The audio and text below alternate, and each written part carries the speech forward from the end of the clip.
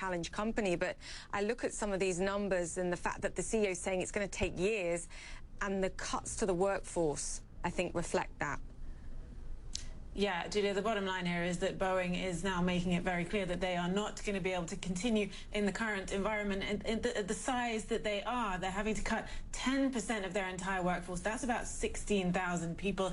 Now, in some areas, it's going to be even higher than that, at about 15% in commercial airplanes, in services, in some corporate functions. That is because revenues this quarter have been hammered by the coronavirus, down some 26%. The company burned through $4.7 billion in cash. That was actually slightly better than some had expected. So that's perhaps one of the reasons why the stock is up today. But they're not just cutting jobs, Julia, they are cutting production sharply across some of their most important lines of planes. The 787 Dreamliner will be cut from 14 to 10 this year, and then 7 next year. So that's halving production. The 777 program, including the 777X, will go to 3 per month. And the 737 MAX is expected, the company says, to start at low levels this year and rise to 31 per month next year. That is a low rate, considering before this they were producing at 42 per month and talking about raising to more than 50 per month after that plane is approved for service. No update on its return to service, but the costs, Julia, for the 737 MAX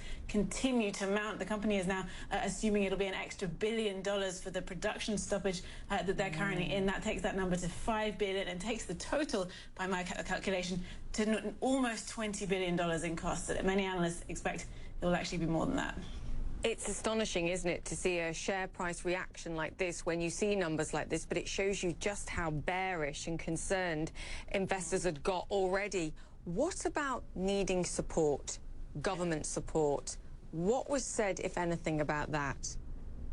So this was the other sort of big piece of news that we were waiting for, Julia. The deadline for companies like Boeing, which are critical to national security, to apply for funding from the Treasury is Friday. We didn't get anything really on that. They say they're still exploring options when it comes to government funding. They're lobbying for that for the entire aerospace industry and for access to credit markets. So we don't know yet. We know that Boeing has been cautious when it comes to some of the strings attached for Treasury funding, because we know that they took stock warrants in some of the airlines when they bailed them out, and Boeing has been trying to avoid that. So we don't know yet if they're going to take government funding. They say they're still exploring it. It looks like it'll be that, as well as them tapping the credit market.